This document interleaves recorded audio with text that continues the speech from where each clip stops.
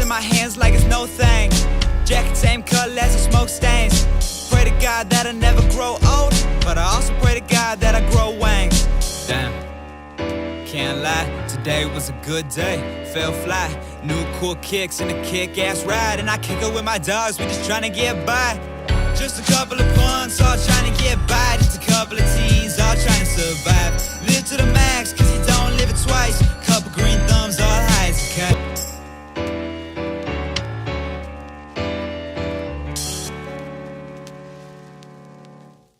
And welcome back, everybody, to Life to the Max podcast. You are watching and you are listening to Life to the Max.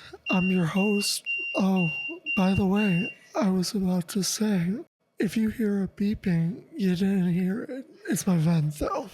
But I'm your host with the most, Max Gross. And today, I got Lucky Chucky. You might know him from TikTok by following him. He was on a hit A&E show called 60 Days In. And I'll just let him speak. Chuck? Yeah. How you doing, Max? Thanks for having me on. I do a lot of great things on and off social media. You know, it's hard when people ask me what I do for a living, right, for work, because I hear it all the time, get a real job. I'm like, hey, I'm too busy to work for somebody else because I'm too busy running my own business, right? Because that's what this is. I've turned social media into my own business because 3 years ago, I was standing in front of a CNC mill and I made my first viral video advocating jobs to felons. And since then, I've just taken it to another level from TV to so many other things. I do marketing and promoting. So when people ask what I do, I'm just saying I'm an entrepreneur. I'm an influencer. There you go. Yeah. So when let's just go back from the beginning, okay? So where did you grow up? You grew up in Chicago? Yeah. You know, I grew up in a poor household. You know, my parents didn't have much growing up. My dad was in and out of jail a lot of times. They were separated. You know, my mom used to send me to the store with food stamps and a note to get her cigarettes. We had government cheese and food stamps. The Salvation Army gave me a bike for Christmas, and by the time it got warm, it got stolen. So, you know, growing up on the south side of Chicago, a little bit on the north side, a little bit here and there, a little bit in the suburbs of Streamwood. We spent some time out there, and just growing up, I had it kind of rough. You know, we always didn't have much. So when I was young, I found a better way to get money. You know, and unfortunately, that was criminal acts. Explain criminal acts. What did you say? Well, you know, as a young kid, you know, you go from stealing hood ornaments and hubcaps to eventually upgrading to stealing rims and sound systems to eventually stealing the car. Have you ever stole a car? Oh, I mean, hey, we used to take cars for joyrides just to get to point A to point B. You know what I mean? I was already 14 years old, driving better than most adults. Yeah. So, yeah, we used to take a lot of cars. It was like the real Grand Theft Auto. Sometimes we just did it because we had to get to point A to point B. But a lot of times with, you know, cars, you use them for different things too. So right. Yeah. So when you were growing up on the south side, did you have any issues with race? Like, because it's predominantly African American in the south side of Chicago. Well, you being there, like, was there any problems with race? You know, what's interesting about Chicago is even going back to the early days, my family came here in the late 1800s, right? So the same neighborhoods on the south side of Chicago, they used to be Irish. They used to be Italian. And then they kind of gentrified, right, as you say, into African-American communities, Latino communities. And there's many communities in the south side of Chicago that still have a lot of Italian people, German, Polish, every ethnicity. And then there's some that are predominantly African-American. So the south side is spread up amongst different ethnicities. And it's always been like that. But as far as the problems, as far as the color of my skin, I never really had those problems because the neighborhood where I was from had a unique blend of different ethnicities in it. So growing up, I had friends that were mostly Latino and mostly African-American. I had a few Caucasian friends. But, it was normal to me. Like, we didn't really look at color. We looked at the conduct of your character. And that's how it is in Chicago with the gangs organizations. There's a lot that are predominantly a particular color, but it's welcome to pretty much all ethnicities. What year did you grow up in your adolescence? It was like the 80s? Yeah, you know, I was born in 79. So, yeah, unfortunately, I didn't get much education. By the time I was already 12, 13 years old, I was already catching cases and going to the Audi home. And unfortunately, it just made me worse in my way of thinking because especially in the early 90s, late 80s, the police didn't really care. Like the stop and frisk thing, they could just pull up on you anytime and search you and take whatever you want. They didn't have no excuses. They didn't have body cams. So we didn't have much respect for the police already. But then I start catching cases and getting locked up in the Cook County Juvenile Justice Detention Center. In the early 90s, we called it Gladiator School. It was a war zone. I seen a friend of mine get unalived in there, got his head smashed open during a riot. What we called the deck going up. But even the police in there, the correctional officers, this is what made me worse, because when I was in there, they would do a lot of one-on-one fights, right? They'd be gambling us. It was like a nightly thing, you know? The guards, they call you out, or if you have somebody to call out, they get you in the bathroom, they close the partial door, and they gamble on you. Get the fuck yeah. out of here. Oh, yeah, I was 7-1. I didn't take no shit. They call me out, I'm like, hey, I'm coming. Because if somebody's calling you out, or they're trying to get you a fight, and you say no, you're going to be a target. You know what I mean? They're going to fuck with you more. Wow. Yeah, so it made me worse because the same people that were supposed to be in charge of my security and watching over me, they're putting me at risk. And these were supposed to be the same people watching me. So when I got out of there, my respect for authority figures, whatever less I had when I went in there, was out the window. And in a sense, humanity, because at a young age, when I'm seeing people do that, like unaliving them with no remorse, it kind of instills that in your brain too, like, it's a dog-eat-dog world, and I'm going to make sure I don't get ate. No, yeah, I did not expect that, to be honest with you. I mean, there's a lot of things that happen behind closed doors of jails. How many times have you been to jail? I don't know as far as what jail or prison, because there's a difference. You know what I mean? In audio, I was the juvenile. I did a lot of time, and in 17, I went to prison for the first time. There was no probation offered to me. Okay, what was prison like for the first time? Shit, to me, going to prison, in 97 for the first time, it was like a family reunion. You know what I mean? I'm seeing friends of mine, acquaintances, family members that I ain't seen in years. Hey, come on in. As soon as I got in the joint, especially back in the day, because they were on count, as soon as I went to the joint, I was embraced. I had a care package waiting for me. You know what I mean? I had food waiting for me. And then my homies put me up on game because I was skinny. I really didn't work out. So what did I do as soon as I got to the joint? Start hitting that iron. They taught me how to hit that iron. Yeah. They taught me how to bid. And they made me go to school and get my GED. And I got my GED by 18. And by 19, I was already like a beast, because that's all I was doing was working out and taking care of myself. What prison was it? I've been to many joints, but that particular time was Shawnee. Shawnee. And back in the day, it was rough. I was there again in 2017. And see, that's the thing about prison. The joints got taken back over by the correctional officers years ago. They don't even allow smoking there anymore. So back in the day when I used to go, the convicts ran the joints. The guards just worked there. But now the inmates just live there and the guards run it. They do, because there's too many repercussions now. So the joints ain't nothing like how they used to be. How old were you when you first went to juvenile? About 12 years old for the first time. Yeah, I already been shot at down 13 years old too for selling drugs outside on the wrong corner, a couple blocks down. They don't like when you do that, but you got to earn your 6 points. That's why they say when you get involved with an organization in the street, a lot of people don't know. There's a lot of requirements that go into that, and that was one of the requirements. I had to go stand in their corner for a couple hours and sling some crack cocaine. At 12 years old. Yeah. It's what 13 I was shot, so around 13. But yeah, it gets early. You got kids shot? You got kids on the south side and the west side of Chicago right now today selling crack cocaine or heroin that are 9, 10, 11 years old. If they ain't directly handed to you, they're running the packs or they're doing something. It starts off at a very early age, unfortunately, because it's a lucrative forms of income in many neighborhoods all over Chicago. How does that come about? Like, they want to make money, or do the people insinuate hey, you're gonna work for us?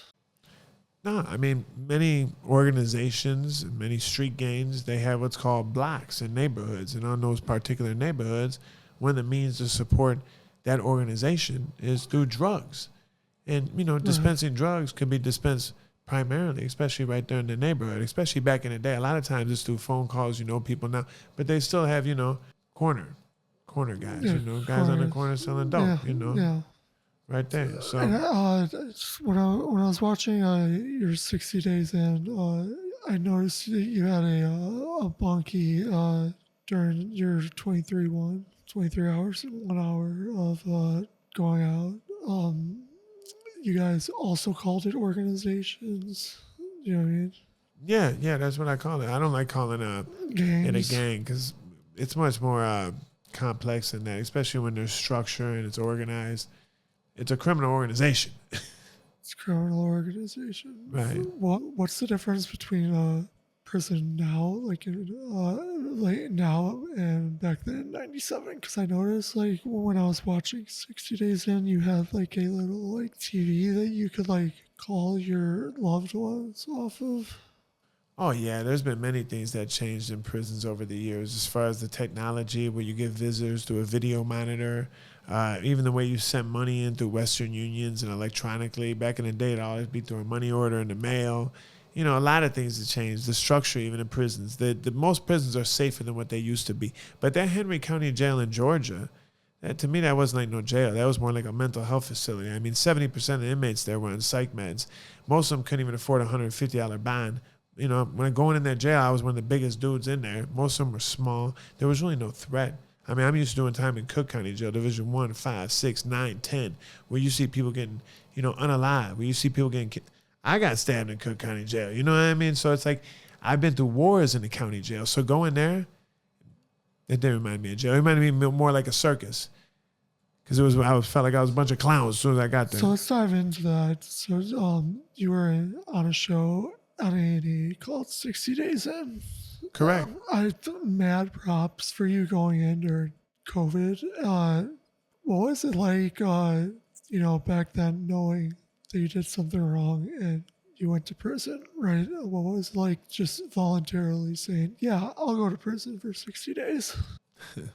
I know. What a cliche, right? After doing 13 years in prison, I used to watch that show while I was in prison because there wasn't much else to do. So I used to watch a lot of TV in jail and prison, right? So I used to watch that show and laugh at the snitches on there because that's what it is. It's like almost comical. So when I came home and I started going viral on social media, A&E contacted me. I had over 300,000 followers. I was already doing a little bit of marketing promoting, already receiving awards from the state. So when they contacted me through a DM, and then I got on the phone with them, and I spoke with them. I told them, I said, hey, they told me what the show was, and they said, am I interested? I said, I can never look for drugs, shanks, or try to set anybody up while under audio and video surveillance. Another person that's facing time away from his family, kids, and loved ones for years. They didn't want me doing that. They kind of knew that I wouldn't do that.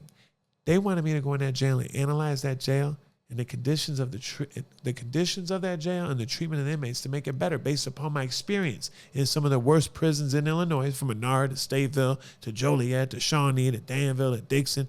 I can go on and on. From Cook County Jail, my experience is what they wanted. So when I went in there, after I spoke with them about that, I thought about going on the show. I talked with a few of my friends, my homies out there, my girl.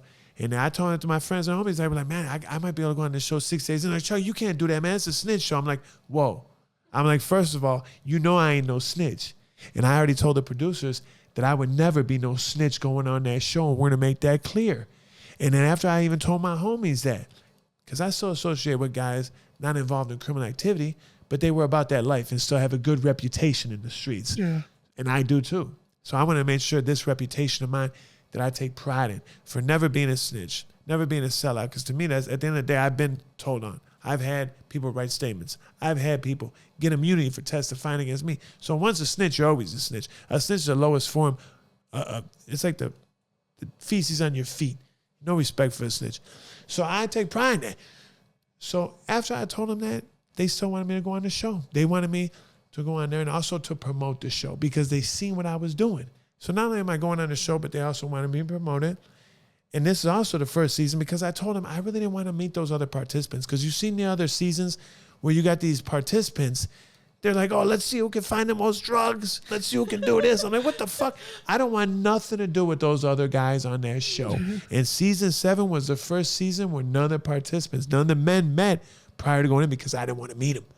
So is the show like basically to infiltrate the person? And that's the thing. Who knows what this show is really about? They say that they want to make it better. They want to make the system better. But in reality, right? In reality, because I know this to be a fact, I've worked with the producer, I've worked on the show. It's all about ratings. It's all about money. It's all about exploiting real inmates. Yeah. Because here's what they do. Let's just say, for instance, the individual I was on the show with, I looked him in the eye and I said, man, you a whole bitch. And I looked him right now and I said that. And I said, you also even look like a rat. You're a snitch. I called them all out, even the participants, because you had this guy. You got the show putting money on his books, right? The participant. And what he does is he's going around acting tough, trying to act like he's starting fights because he wants somebody to react. All while under audio and video surveillance, and why there's a crew on standby that can be there within 60 seconds because they have cameras and microphones everywhere in every cell. So he's depicting an image to try to get a response for your entertainment. And then when it comes down to it, the 18-year-old kid, Nick, who was my cellie, the one I was trying to mentor and instill something positive in his head, the other participant says, I'm going to use him as my pawn because he's young, naive, and he's hungry. So he was paying him noodles that the A&E producers put money on his books to buy for. Okay. And then the man says verbatim, I didn't want to catch a real assault charge, so I sent him to do it. He verbatim told, you go do it. Because he knew that the young man was getting paid from him and exploiting him. And then after the altercation where the young man, Nick, 18-year-old kid, tries to get a shank off another inmate, a broomstick, right? Nick goes to the hole. Yeah. Now, at that point, it's up to the producers because they're in control. This is between you and I. I already exposed A&E. I don't care what they feel about me, right? They tried to blackball me and everything, but it didn't work. Yeah, fuck A&E. Fuck A&E. So look, right? So they're in control of who goes in and out your cell. They're in control of who goes in and out that unit. They're in control of everything, right? So they made the decision to put that 18-year-old kid right back on the same unit around that same participant that said that he paid him to exploit him. So A&E facilitates the drama of the show, just like any other reality show. They depict and dramatize, and they create problems where there usually would be none. Because that would be a boring show if everybody got along. Well, yeah, exactly. And you have these other participants that exploit and try to get these other inmates to react by buying drugs or saying, hey, what are you doing, man? Don't be acting like that. He wants that other inmate to react and hit him first for the cameras, because the more fights they have, the more drugs they find, the more drama that's going on, whether it's two inmates bickering over an orange or whether it's little Deshaun, like on season 7, who seemed a little, not all there, He obviously had some mental health issues. He had $150 bond. He was stealing from Walmart. And what do? They're sending him off to punch another inmate. The real participants, they're advocating. You stand up for yourself. It's a sham. And that's why I work with the Heirs campaign. It's called Abolish Inmate Reality Shows. And, at the end of the day, they're not only looking at 6 days in, but they're looking at Lock Up Raw, Inmate to Roommate, all these shows, because a lot of these participants, because Nate, one of the other individuals for 6 days in, because I don't associate with none of those participants, but he wound up having some issues after the show. He committed suicide, unfortunately. And a lot of these participants, and I'm going to throw it out there. You know that guy, Carlita? I call him Carlita from the show. The same one who said, Lucky Chucky. As soon as I walked down the unit, the guy looked like a fan starstruck. I knew something was up. He looks at me, he's like, Lucky Chucky. And I called him outside because I didn't know if he was a real inmate or a participant. I said, come outside in case you got a problem with it. And come to find out. Wait. Did you say real inmate or participant? I didn't know if he was a real inmate or a participant, because as soon as I walked in with my stuff, I seen this guy looking at me like he just seen Santa Claus. He's like, what's up, big guy? I'm like, what's up? And I put my stuff away. I come back downstairs, and so I'm walking down the stairs. He's like, he got the other participant that he was there with. And I'm coming down the stairs. He's like, Lucky Chucky. And I'm like, motherfucker, my cover is blown out. I think that was the quickest cover blown in history, right? So I'm like, yeah. And I said, let me holler at you outside real quick, because at that point, I didn't know if he was a real participant or if he was a real inmate. I didn't know what was up. So in case he had a problem, we could handle it in the yard. So when I called him out there, that's when he found out he was a fan of mine. He's like, I follow you. I can't believe you're here.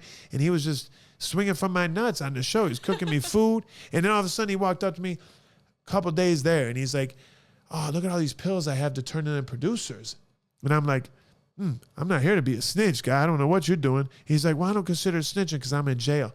At that point, I even told the producers too. I said, I wish this guy never would have came up to me. This guy's a weirdo. And come to find out, he's the one who sent the 18-year-old kid off. And then he got removed from the show. He actually wrote a statement on another inmate, literally in the cell block. You will never, ever see that in the history in any jail you go to in America today. But you'll see it where they got cameras everywhere and camera crews. That's what I was going to ask you. So, like, you going to prison back then, like, in, like, not like obviously getting caught and like going to prison and then going on this show, what's the difference? Like, knowing that you have cameras pointing at you all the time? Is everyone just trying to put on a show? I mean, it's weird because you never hear on the show them say 6 days in, but it's always constantly being talked about. They try to make it seem, and they even have real inmates, inmates that are being interviewed, they have them sign a release, and they try to make it seem like under a different fake production company, and they're saying that's for a documentary that may or may not be. They fool them, and they don't give them no money either. They don't give them no money. Yeah, they I was just going to ask, them. can the prisoners or the inmates, can they revoke consent for being on camera, for being on TV? Yeah, they can say no, and they can blur their faces out, or they'll take them off that unit, but they have to sign a consent. So why would you break any law whatsoever, whether you're trying to get drugs, whether you're trying to create a fight, if you got cameras everywhere and you signed up for it? Because they're exploiting them. 60 days in, like, did the prisoners know immediately it was 60 days in? No, they didn't know immediately. They don't know what's going on. They're naive to the fact. They got the production crew coming in. You know, they signed the consent, but they don't know if it's. They think, hey, man, that's 6 days in, man.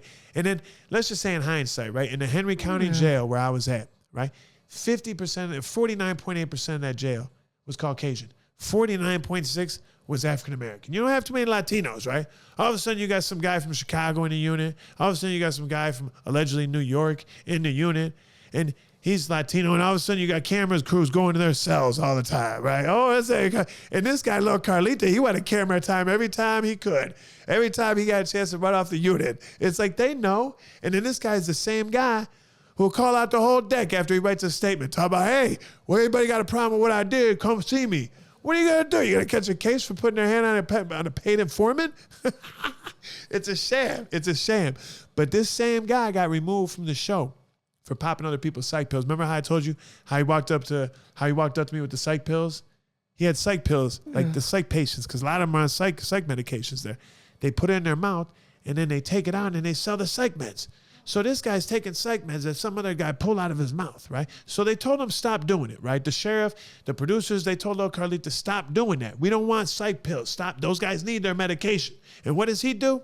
He proceeds to keep taking them. He's telling other inmates, man, I'm fucked up. He's giving other inmates participants or other inmates psych pills, and they removed them for taking them because they seen how inebriated he was on psych pills. He's like, oh. You were right, man. This is a fucking circus. It is. And you know what's sad and even more? I interviewed someone who did the circus.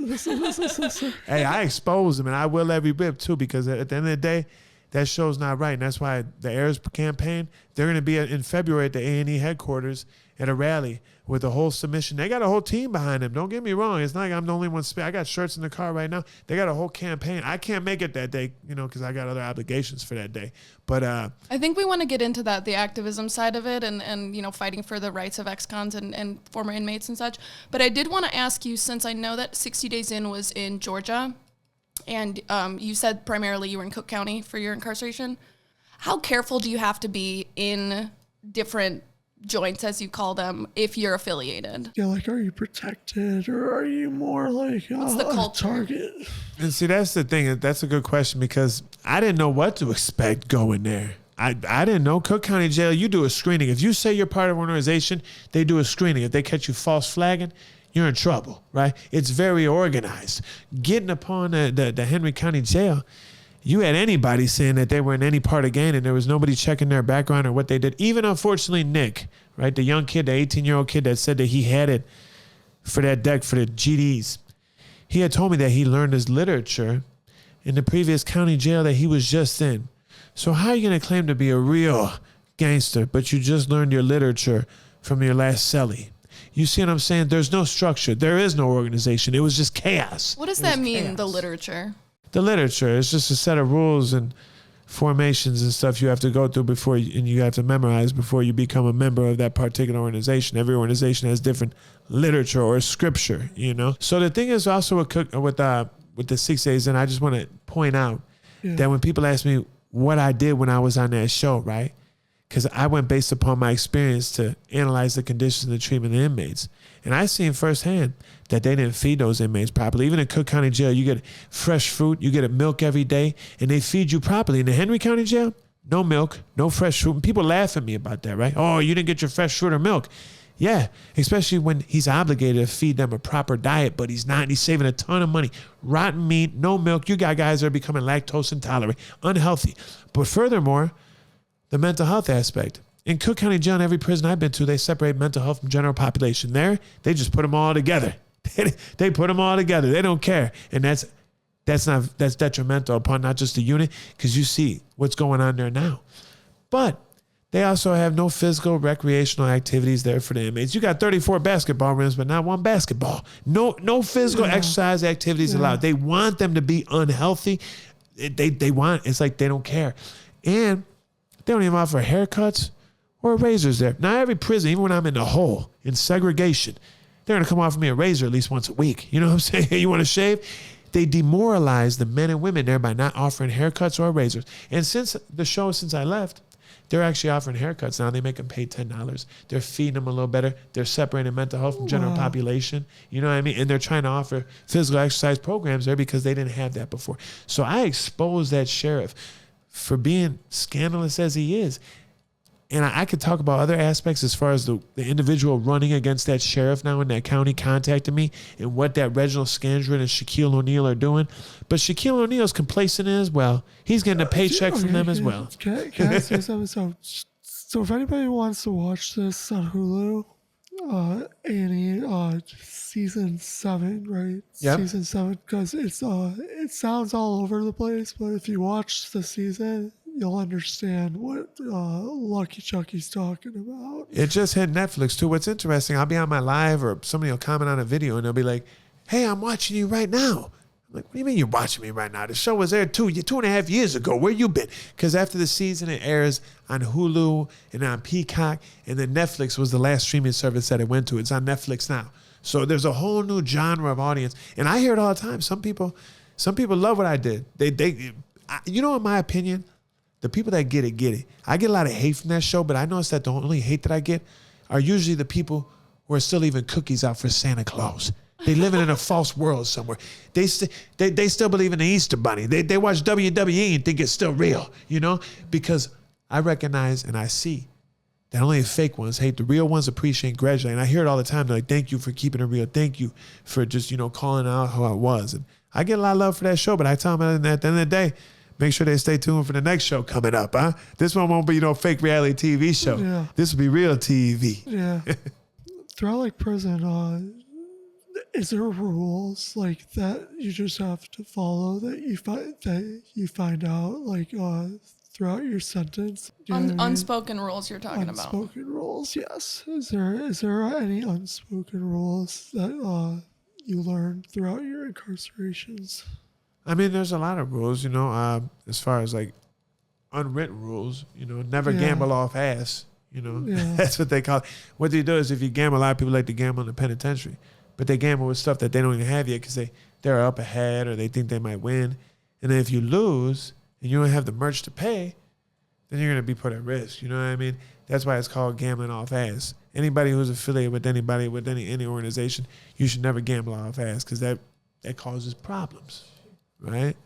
That causes problems. Always make sure you have your merch right there at the table because if not, that's going to cause problems. Another, I guess, unwritten rules, don't ever call another man a bitch in prison. Because in prison, if you call another man a bitch, you best be ready to back that up. And that word's thrown around so easily nowadays.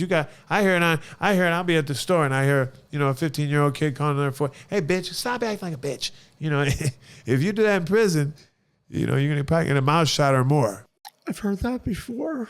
With like a few of my friends, absolutely hate if you call them a bitch, but in prison, be ready to put your dukes up if you're doing it, right? Yeah. So you were in and out of prison and jails from 97 till 2017. You said? Yep, 2000. I think the last bit was 2018. I keep throwing that off. I think I got out like August of 2017. The last time, and that was the last time. That's it. And it was all for like robberies. And, no, I got a lot of different charges. I mean, if you look at my NCIC, I was a career criminal. I was charged with pretty much almost any kind of crime you could think of, except anything exploiting women or children or victimizing women or children or anything sexual related. I've never been charged with nothing like that. Or else they wouldn't have me on TV, apparently, because they do a full background screening. I ain't no creep. But as far as selling drugs, robbing people, hurting people, aggravated assaults, all that good stuff, that's who I was, That brings me back to my question. Why would you say, yeah, I'll go into 60 days in. Yeah, I'll go in during COVID. Yeah, I'll do it 23-1 for 14 days. 14 days. When I was watching that, I was like, you're probably going crazy. I just thought it was such a cliche that I'm actually getting paid to go to jail after doing all that time. And I've done 60 days in the hole, like for real. So 60 days in ain't much to me, So when you said, I have a headache, and you did the gesture, which is basically saying, like, I quit, right? But you didn't quit. You were just tired of the bullshit, right? No, I mean, here's another thing about reality TV, right? They had to narrate and edit out why I really left, okay? Because why I was there was for great purposes. I was there for almost 2 weeks, right? But after everything I went through in there, after being recognized by other participants, inmates, and officers, right? It was really no sweat. There was no threat still. I stayed. However, after eating that meat, I had to go to medical because I was throwing up. I was sick. And I'm not the only one. A lot of people get sick from that meat. So I was eating the meat that they have for lunch. That's all they serve for lunch every day. I was sick, and they wanted me to go to the medical unit to get a COVID test. So when I was in the medical unit, at first there were a bunch of inmates there. They took them out, and then I was left alone in there with like one other inmate who didn't have cuffs on. Come to find out, he didn't have cuffs on because he caused problems in the jail. He had a fight previously. He was there to see a doctor. But anyway, him and I had some words, and he physically attacked me first, and I defended myself. And, I was choking him out, and afterwards, he was banging on the door saying I assaulted him. And the guards came, they separated us. Now, here, I didn't know this because the producers, they say you're under 24-hour surveillance, always, except when you're medical. They didn't say that. The producers aren't allowed in medical because of HIPAA laws, because the sheriff didn't want them there. I didn't know that. So they told me, so I didn't know what. I know they had cameras in the medical unit. So after that altercation, the real captain calls me to his office, and he says, hey, man, we know what happened. Do you want to write a statement? What do you mean real captain? Because they have certain captains and certain sheriffs that are on and off the cameras and stuff like that. So I was called to the office by a captain that you won't see on the 6 Days In show. He was one of the captains there. So he called me. He said they know what happened, and they're asking me if I want to write a statement. And I said, write a statement? I never wrote a statement against nobody in my life. I ain't about to do so now. I'm like, is he writing a statement against me? And they couldn't tell me. And even at that point, the producers told me, Chucky, you've already accomplished so much since you've been here. You've done your mission, because my mission was to expose the condition and treatment of the inmates. And they said after being recognized and after the altercation with this gentleman, they said it's best that I leave. Because let's be honest, it's Georgia. You see individuals getting charged with hate crimes in the jails and prisons there. But if you see someone get charged with a hate crime, 9 times out of 10, it's a Caucasian man being charged with a hate crime for beating up or hurting an African-American male. And unfortunately, the mental health patient that I defended myself against in the medical unit happened to be African-American. I'm starting to understand. They flipped the script on you. Well, they said I was going to be the hero. They said, Chucky, the producers loved me on that show. I had respect for them at first because I felt that their intentions were well. They even used the term social experiment.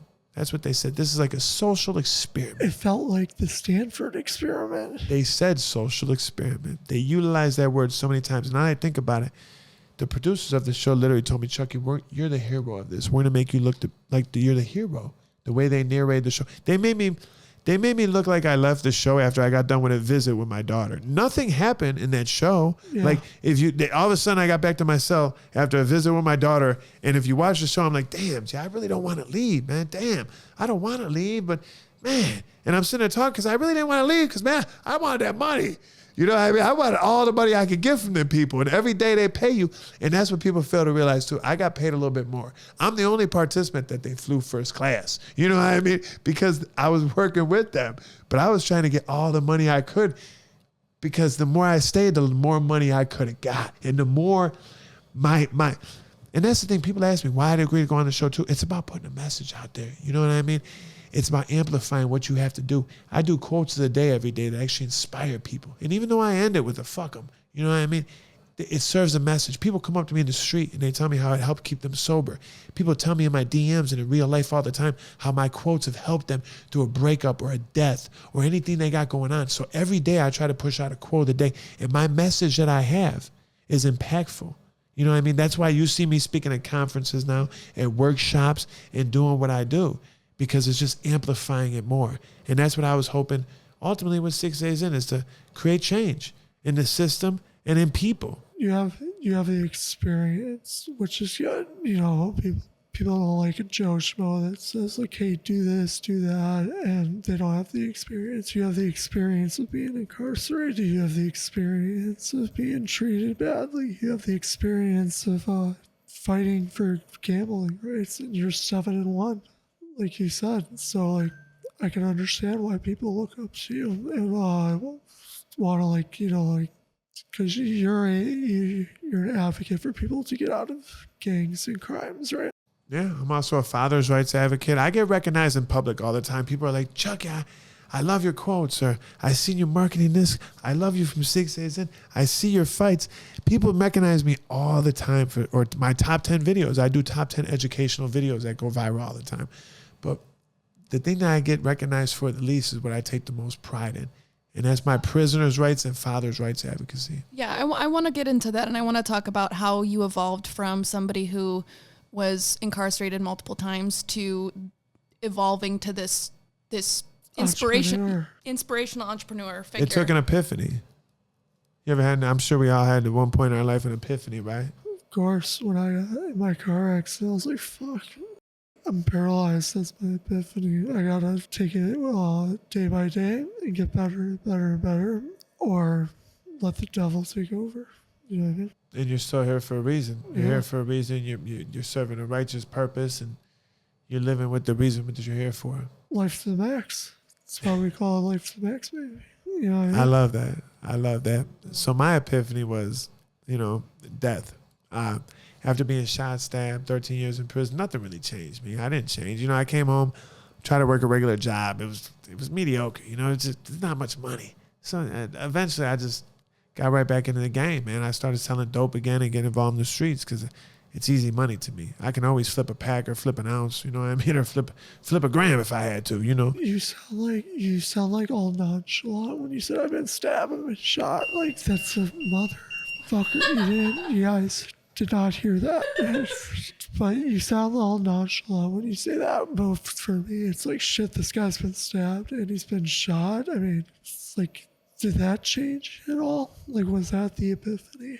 No, it was cool when it happened. I wanted to shoot the guy's back. When I got stabbed, it pissed me off. I just wanted to get better and get back at him, that's what I'm saying. Prison never changed. What changed me was an epiphany. I was in the Inglewood neighborhood with some associates and friends of mine doing some things we shouldn't have been doing. We were pretty much in a room full of dope. I was re-upping and bagging up, and they said, no, I overdosed on fentanyl. I'd never overdosed on fentanyl before. I've never really been into drugs like that, to be honest with you. And I woke up at Holy Cross Hospital, and I remember coming to a little bit. I heard my son's voice, but I seen that light. You know what I mean? Like I seen like a bright light, heard voices, and I came to, and I woke up, and next thing I know, I'm asking what's going on. I'm shaking because they hit me with Narcan. I never been hit with no Narcan.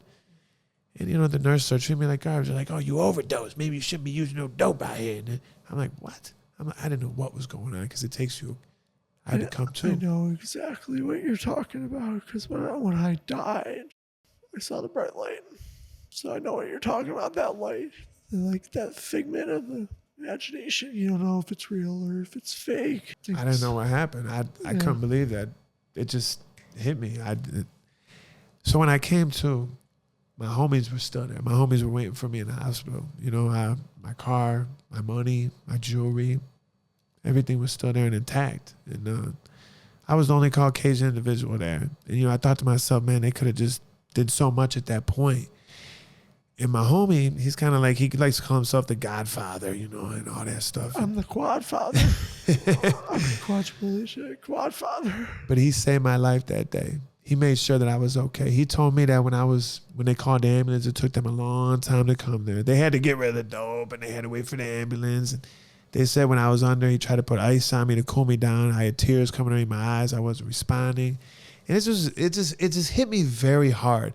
And at that moment, that night, after I left the hospital, I made the choice, man. I'll never commit another felony or misdemeanor again. And I haven't. And since then, I've been on a righteous path in all my endeavors, everything I do. And I just feel like whatever happens, like all these companies that come at me, these TV companies, I'm like a magnet. I don't try to go after things. They kind of like come to me, and I feel like God is just, I'm on a righteous path, so he's just creating them lanes for me. Yeah, I get what you're saying. Yeah. It's God's plan. It's God's plan. It's God's plan. So you went through all this just, and a fentanyl overdose is what got you. Not the stabbing, not the shooting, an overdose, which is, that's impactful. Yeah, it really is. But the bigger picture is, if you look at this country and what's going on with this epidemic in America today, especially with fentanyl, how many people lost fathers, mothers, children, it kind of hits me hard, Are you advocate for getting people not to use like drugs and fentanyl? Oh yeah, everything I do. I encourage people to get away from gangs, drugs, and crime now, but unfortunately I didn't before. And I hold a lot of guilt. I'm hoping that one day all my rights, well, maybe I'll do my wrongs, for me, when I meet my judgment, my maker, at least I can say, hey, So I got a lot of work to do. Well, you're doing a good job, man. You have a great following on TikTok. People love you. Like you said, you're staying clean. You're not doing anything wrong. Like, you're living by your word. And that's a beautiful thing, because not a lot of people can. It's like easy to, like you said, to just do a trick and get some money, you know what I mean? Like that quick. But now you're being a righteous person, a person with virtue, you know what I mean? And that, you can't find that anywhere else. Like, a person with virtue is amazing. I want to get into more of you helping the community now. Like, we get, you were incarcerated, you got shot, you got stabbed, and it's a lot of hard things to hear for me. But it was a piece of cake for you, apparently. But I want to hear more about you advocating young and older people not to do crimes anymore, just stay away from gangs, live life to the fullest. What do you say to people who you're trying to move away from that life? A lot of times when people are caught up in that lifestyle and that mindset, it's hard to get them to change unless you show them something better. And sometimes I could be the example for that. You got to let people know that you care. You have to let people know that there's an outlet. And in a street sense, sometimes I tell people to change the product. You could be out there selling dope or robbing people. The same effort and initiative you put in doing that, you could be doing something towards legal endeavors that would get you paid as well. Maybe not as much at first, but the more work you put into it, the more you will, just like in any other illegal endeavor or legal endeavor. So it's hard, to get people to really want to change. But even within the community and things that we do, I've done work with Pastor Corey Brooks on Opportunity Block. They call it O Block. They actually have a community center being opened up there spring of this year. I was up there with Rob Blagojevich, trying to raise money, and he got the money to do it.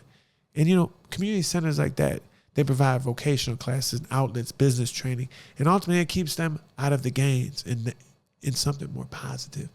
But even my fights that I do fighting with USA Boxing, right? Okay. I'm 45 years old. People ask me, what are you doing fighting? I've always been pugnacious. I love fighting, right? But if I get fight with some asshole on the street, because I've had a few altercations, if you want to get into that, where haters came up to me and I handle them accordingly. And I get a lot of hate on social media. I got guys calling me, come meet me over here. No, why would I go meet you? Mutual combat ain't legal in Illinois. If I agree to come meet you and kick the shit out of you and put you in the ICU, who's going to be charged? Me. Who's going to pay for your legal or for your medical expenses? Me. Even if he doesn't press charges. Let's just say if I happen to unalive him. Because I got PTSD. If I fight, I'm not stopping until you ain't moving, right? Because you're trying to hurt me. And when that happens, people get hurt. Do you go into like a blind rage? People get hurt, right? And that's what I do in my boxing, unfortunately, too. People get hurt. Right. So with USA Boxing, right, I met this great man called Harv. Great man, Harv Warbangers Boxing Club. It's a non-for-profit organization. He's been doing this for years in Chicago. USA Boxing, pro and amateur events.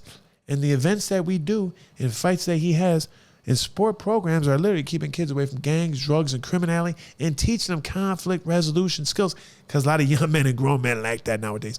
But what I love is I get to call out all these trolls and haters of mine on social media that I wouldn't even know who they were if they didn't talk about me or hate on me first. Literally. All these people I call out, maybe except for one, I wouldn't even know who they were if they didn't get my attention first. So I've had 3 fights so far. All these people I call I've out. had 3 fights so far. I actually have a really out of left field question. What if Jake Paul called you out? I would whip Jake Paul. He's a Disney character. He acts like he's tough. He's got all that money to train him. He never had to fight for his life. 2.5 years ago, he was just in his mother's house. He was on Disney in Channel. khaki. Right. But 2.5 years, a couple years ago, he was in his mother's house in khakis, twerking to Taylor Swift. Then he went to some bizarre Disney show. And then now he became a YouTube fake boxer that pays his opponents. I'm surprised he ain't catching a case for that paying off Mike Tyson. Because, they did gamble on those fights. And, if Mike Tyson took a dive, he's liable for that. Mike Tyson would have whooped his ass. I saw his training. I know. I saw his training. Even 5 years ago, he would have. Yeah. Yeah, I believe so too. Jake Paul is about as fake as I call him fake Paul. I call him fake Paul. I don't even call him Jake Paul. But see, that's the thing. I've called out social media, other people on social media that hated on me. The guy said he had all his training, right? Kickboxing. He talks about his prison stories, how tough he is. As soon as he came at me, I dropped him within the first 8 seconds, twice in the first round. Then I tore a tendon, and I won every round and won the fight. And then these other guys, like the guy from the show, he wound up doing 2 years. Little Carlita, I fought him for my second fight. He did 2 years of boxing training after the show because he couldn't fight. Yeah, he was on the show starting fights. So he did 2 years of boxing training, and I couldn't find another opponent, so I had to drop 20 pounds just to make sure I fought little Carlita. So I went in there at 196, right? I was depleted. I had a calf tear 10 days before the fight, a partial calf tear. So I went in there, and that little man didn't even touch me. I had him leaking out all over me in the ring and everything. I got his blood everywhere. And I treated him. It was fun to beat up on that snitch and that POS for that long. But at the end of the fight, I hit him with a left hook, and I backed up a little bit, and I felt my calf. And that round ended. I went to my corner. I went to go sit down, and I couldn't stand back up. I even told him my calf was in so much pain, and I won that round. But technically, he won the fight, but I got the chance to whip him legally. And then my third fight was a guy named the King of Rhode Island, right? 6'4". Did you say the Queen? The Queen of Well, he Rhode called Island? himself the King of Rhode Island. They call himself the gatekeeper, right? He has all these followers on TikTok and stuff, right? The guy looks like a troll. He looks like an overweight garden gnome, right? So he was 285, 6'4". His whole account was based upon him trolling me and other people. He had made up lies about me, talked about my family, telling people I went to jail for stealing my son's credit card. Never happened. Never once. Like some Conor McGregor shit. He's on social media calling me a chomo. You know what a chomo is? It's a child molester. I ain't never been accused of that once in my life, but people on social media, just like Kendrick Lamar is doing with Drake. Yeah, Drake's not in prison or jail for assaulting a minor or pedophile. So Drake is most definitely going to sue him for that money because Kendrick Lamar ain't going to fight him. He's a 5'5" dwarf. So he'd rather get on a microphone and disrespect another man that has kids and who's a family man. So that when these guys do it to me, I can't sue these guys. They're all broke. So I pay for their flight, their hotel, and we put it on pay-per-view, and I make them a highlight reel. And that's what I did with now the Queen of Rhode Island. This guy, he claimed to be the toughest fucking guy in Rhode Island. He claimed to have all these fights, right? The guy looked like a bum. I was dancing around him because I told him I'm going to dance around him. And sure enough, I hit him with 4 stomach shots. He put his hands down, hit him with 2 left jabs, right hook, started dropping him with the uppercuts. It was over with. He went down like a sack of potatoes, didn't get back up. But my PTSD kicked in when he was going down because as he's going down the corner, the ref kind of jumped on my back, and I thought somebody was jumping on my back. I didn't know if his homies were trying to jump on me or what, but I didn't stop. He went down. I'm like, oh, okay, I wasn't done. I was like, what'd you say again? Dude, you are. And then the ref picked me up and slammed me off. The ref had to pick me up and slam me. Chucky, when's your next fight? August. Navy Pier. Hopefully this time we're gonna try to get the biggest stage there could be, and I'm trying to find the right. I'm hoping I can find an opponent that I don't hate. Because these fights are supposed to be positive. You know what I mean? And when I find an opponent that I don't hate, we got fucking armed guards at the security, or we got armed guards at the press conferences and everything. Because I've had it at Cicero Stadium, and the last fights were at Love City, right there on Lake and Pulaski on the west side. I feel like, so I'm a huge UFC fan, okay? And I thought boxing was kind of like, diminishing a little bit. So when you kept saying, I have a fight throughout the whole podcast, I was like, wait, what are you talking about? You have a fight. So is boxing like coming back a little bit? With everything going on with Jake Paul and everything, the reputation for boxing is just kind of out the window. Yeah, fake Paul is just kind of out the window. Yeah, fuck you, Jake. If you want to come get some for Lucky Chucky. Fake Paul ain't gonna step up. I don't care how much training he gets. He never had to fight for his life once in his life. And me, honestly, I don't claim to be some trained boxer and a professional boxer. I'm used to fighting for my life. I've been in riots. I've had a lot of fights in them cells and them streets. When I was younger, my pops used to hang out the window when I was fighting in the alley, talking about, get him, Chucky, get him. Now he's at my fights with my son, talking about, get him, Chucky, get him. Where did I was gonna ask you this in the beginning of the podcast, but when your name is Shane, right? Chase. Oh, Chase. Yeah, that's my son's name. Chase. Okay, so your name is Chase. How did it get to Chucky? Lucky Chucky. Well, my real name is Charles. My son's name is Chase. People still call me Chase every now and then too. I'm like, hey, you're a fan of 6 Days In. So no, but my real name is Charles Honecki. My son's name is Chase. When I went on the show, I told him, why don't you just let me use my real name, because I have a huge following. What if somebody recognized me? At least I can say, hey, I caught a case out here. It wouldn't be that normal. It wouldn't be that off normal. I mean, hey, So they would not want me to use my real name. They didn't want me. And then they seen the tattoo and they were like, how about Chase? How about the Chucky on my arm? What is that? Who's that supposed to be? You know what I mean? Is that supposed to be my son? I got Chucky tattooed on my chest too. I got my son's name tattooed twice on me. It just doesn't make sense. So they went with Chase, But I'm called Lucky Chucky because I was actually born 7 pounds, 11 ounces. And my parents nicknamed me Lucky Chucky at an early age, so it kind of just stuck with me. I thought it might have been from your criminal endeavors, maybe getting lucky. I was definitely lucky a lot. It's weird growing up, like being poor. I felt unlucky, but then the reason why I'm still here, I'm lucky for that. When I was 17 years old, I used to go to the track over there and gamble on the horse. I always won. Every time I went to a horse races, whether it's a thoroughbred or the harness races, I never walked out of there with less money than when I went in there with. Dude, I wish I could move my hands right now because you're talking like an Italian person. It's like,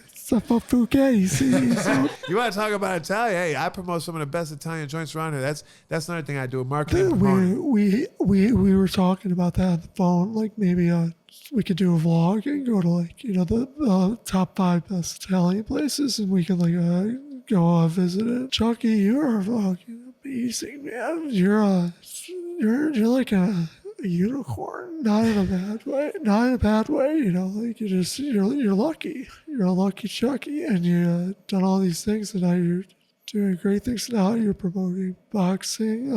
I'd love to talk about the organizations and the foundations that you're working with now to turn the lives around of the youth. Definitely. I do conferences every now and then. I was a kid. I love my job. What's interesting is people think that social media ain't a job, and I love what I do. Even the filming that I do, I got a film crew. I got security crews sometimes, and we always have a great time what we're doing. I promote so many great businesses, from pawn shops to funeral homes to gentlemen's clubs. And don't get me wrong, I'm a family man with a girl. It's all part of promotions. Some of the greatest clubs in Chicago. Restaurants of all different cultures and ethnicities. You name it. I've always been the type of individual that can sell a ketchup popsicle. to an Eskimo in white gloves, But I do some work with the National Association of Reentry Professionals. They're all over the country. It's a non-for-profit organization. I was in Pensacola as the keynote speaker, and they got every conference that they've had so far has continued to get bigger and bigger. I'll be speaking again this year, and it's going to continue to evolve and do great. And they help people coming home from prison, help reintegrate into society to ultimately reduce recidivism. You know what I mean? Because a lot of these prisoners coming home, and even the individuals I work with, like Thomas Favor at the Illinois Workforce, he created a returning citizens guide for when people come home from prison. They have a guide to what they can do to help them be successful. From grants, right? Because there's a lot of grants out there. People always say, I can't get no job. Well, you need to get some job training assistance, some job training qualifications. There's a WIOA grant, the Workforce Initiative Opportunity Act, where anybody has access to it. Just you ain't got to be a felon to get access, but if you don't really have the financial stability to pay for your training and schooling, this grant is available to everybody. And that's what I received the award from the state of Illinois for being an advocate for that particular grant and bringing more money to it. And these companies have incentives like opening their doors for people that are in job training through the WIOA grant, through the workforce, because they have certain write-offs and incentives that they can utilize. So by working with programs like the workforce, advocating for this grant, working with the National Association of Reentry Professionals, it just continued to open up doors. Working with Harv Warbanger's non-for-profit, the boxing, working with Pastor Corey Brooks, different politicians. Everything I do serves a purpose, and that purpose is impactful, and it's going to keep on pushing it forward. My goal is to ultimately tour all over America in different prisons to share my story and provide resources for people coming home to inspire them. Beautiful, man. It's beautiful. And I was just about to ask you if you could name out all the charities you work for and all these non-for-profits and but I feel like you can't because there's so many. I feel like I already did. Like Project Hood, Harv Warbanger's Boxing Club is a non-for-profit organization. Keep in mind, we fly our opponents out. We put some food in their stomachs, some money in their pockets. You know what I mean? We pay for their hotels, the Airbnb, and we put it on pay-per-view.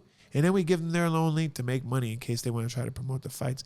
Harv Warbanger does so much. He's a family man, and he does a lot of great things. And sometimes he doesn't get much support. He doesn't get much support as far as...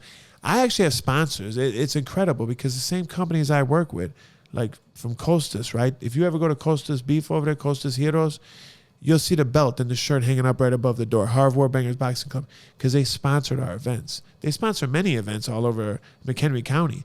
But I have so many different sponsors from Chicago, from here, and I constantly have new companies that want to be involved in what we're doing because ultimately it's reducing the crime. If you can help just one teenager out, especially that's struggling out there in the streets, you'd be surprised what that could do. Because, you got people getting shot all the time in Chicago. Just over the summer, 16-year-old kid just randomly shot up an apartment complex. Why? Why would you just go shoot up an apartment complex and it's an 8-year-old kid that passed away, and everybody's asking why would he do that? And I think to myself, wow, why would he do that? But I remember when I was 15, 16 years old, I was doing the same thing. I go to an ops hood, or an enemy's block, and if they're having a party, I had no problem shooting up the whole damn facility, the whole house. We didn't care, no remorse. You didn't care who you hit. So I wish I would have found that change earlier on in life. Yeah, I was gonna say, are you happy with how life has gone? The epiphany that happened. Now you're changing your views and you're helping out people rather than kind of digging yourself into a bigger hole. You know what I mean? Right. I was just yesterday at the Illinois Workforce speaking to the mental health and drug court participants, and programs like this. They started not too long ago. The founding judge was there. And here I am speaking in front of judges and people that are in charge of certain things. But these drug courts and mental health courts, they're being successful. Because if an individual completes that, especially staying off drugs, a lot of times these individuals that have problems is because they're drug addiction or mental health issues. They don't know how to deal with issues, so they turn to substances. And it just becomes repetitive. And a lot of times they wouldn't even be committing these crimes if they didn't depend on these substances. So it all coincides. So those drug courts, they do many things to help. You got some people on a drug court for 5 years. You might have somebody there for 18 months. It just depends if the drug court thinks you're ready. Some people don't even think they're ready to leave because they want that, to people to watch over them because they don't want to fail again. Yeah. They literally, I seen it yesterday. The woman says she's not ready to be off drug court. She needs it. And I'm thinking to myself, what do you, because she knows if she didn't have it, she may resort back to drugs. And it's going to tear her whole life apart because her life has never been better other than it is now with having restrictions and the drug court observing and analyzing everything she's doing. So it's helping people. I had a guest on here. He's my tattoo artist, Billy Guns. I asked if you knew him before, and you said you did, but he was in and out of penitentiaries a lot too. And he told me there's this thing called getting institutionalized. You become a product of their environment, of the prison. So did you ever get institutionalized when you were in a penitentiary, or do you think you always stayed true to Lucky Chucky? My interpretation, I've heard that word many times, it's just called being institutionalized. And being institutionalized, a mindset. If you're in jail and prison, you don't mind being there, you're kind of used to it, and you're institutionalized. That could be in prison or mental health or any care or any facility. It's not just prison, but there's many people that are in prison that are institutionalized because they don't mind being there. A lot of people live better in prison than they down the street. You got some prison give you a state loan TV. They ain't got to worry about bills. They got free electricity, free water, free cable, right? They get state pay every month. They get 3 meals a day. They ain't got to worry about doing their laundry. Comes to their cell and takes their laundry. There's many people nowadays that are institutionalized, whether they admit it or not. But me, I've never was institutionalized because every time I was there, I hated being there. I didn't mind being there. Would you call them institutionalized? Because I knew I belonged there. Yeah. I didn't mind it because it was kind of like it was normal, but I never got used to it. I never liked it in a sense, you know.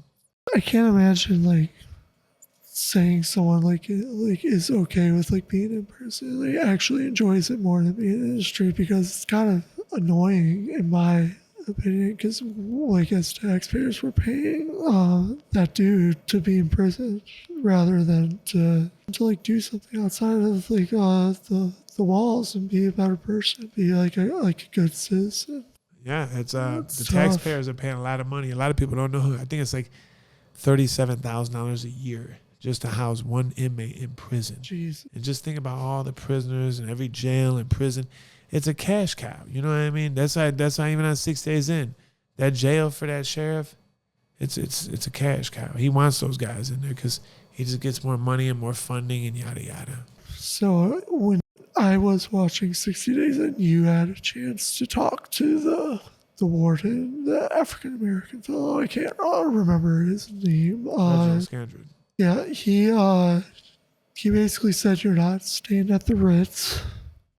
You shouldn't like worry about milk or food or whatever. Can you like back up that other prisons you stayed at did have those amenities, as in like, you know, like an apple, you know, fresh fruit, stuff like that? Yeah. You know what's funny is he kind of like mocked me when he said that. Yeah. And he knows that he has a budget. He knows that he has to feed those inmates a proper diet. And in hindsight, even Cook County jail, every prison I've ever been to, they give you milk every day, especially young men. Did you know in some Georgia prisons, if you're between the ages of 18 and 23, you get an extra serving of milk because they know you're still growing, right? They know you, so they plenish you with more nutrition. So when he's not giving those guys milk, and then he mocks me for not giving them fruit, which is part of the 4 food groups, right? Now, in every Illinois prison and jail I've been to, it's not about just apples or fresh oranges. It could be from a can. You know what I mean? They got many cans where they give you canned fruit and they feed you properly. That man took no accountability for his actions, because at the end of the day, the only thing he's looking at is the dollar and saving a dollar. Even the food that you see there, right?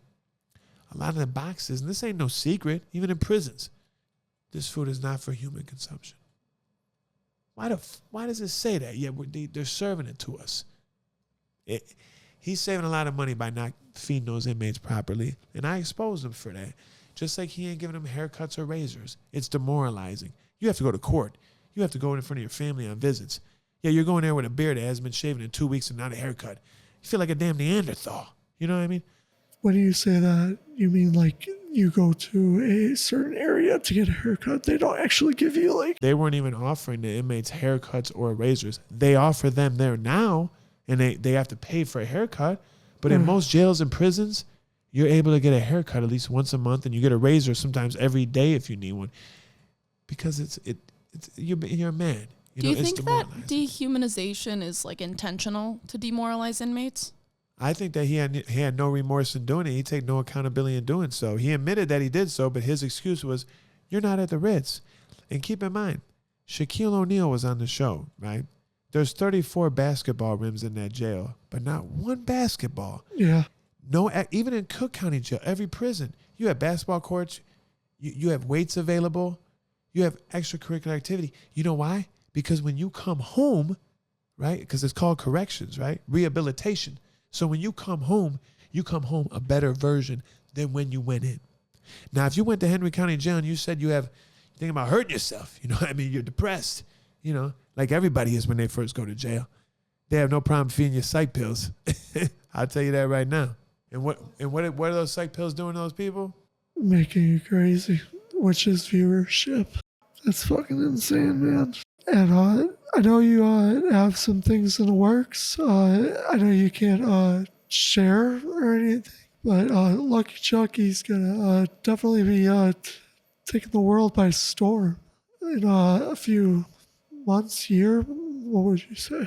I would say, yeah, the show's pretty much done editing. For a fact, I know that we did production in Hollywood back in September for a new show getting ready to premiere on a bigger and better network than the other one I was on, which is A&E. And this is actually real TV. And they've had one season so far. It went very well.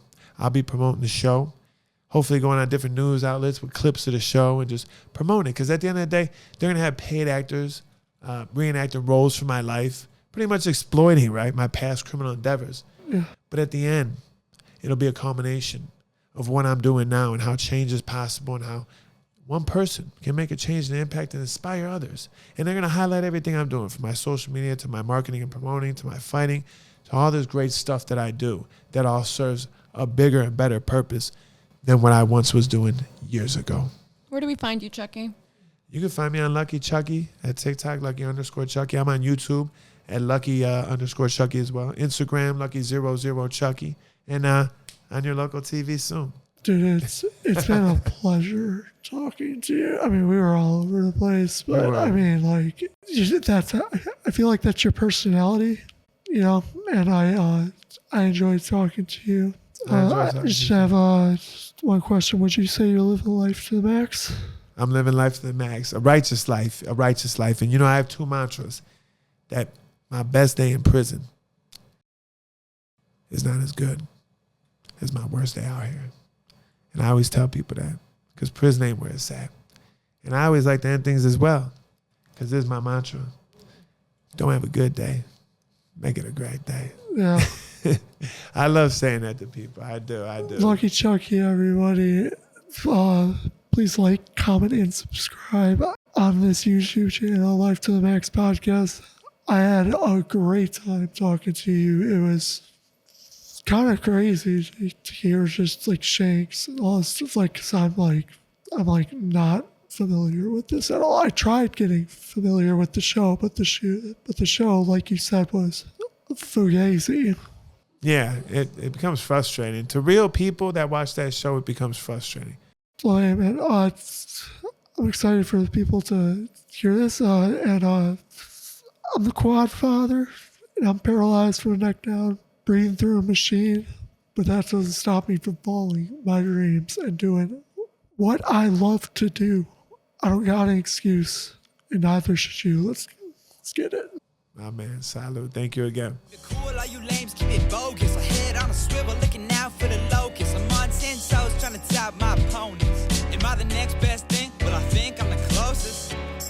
Alright, word. That's everything, I think. You trying to go outside now, though?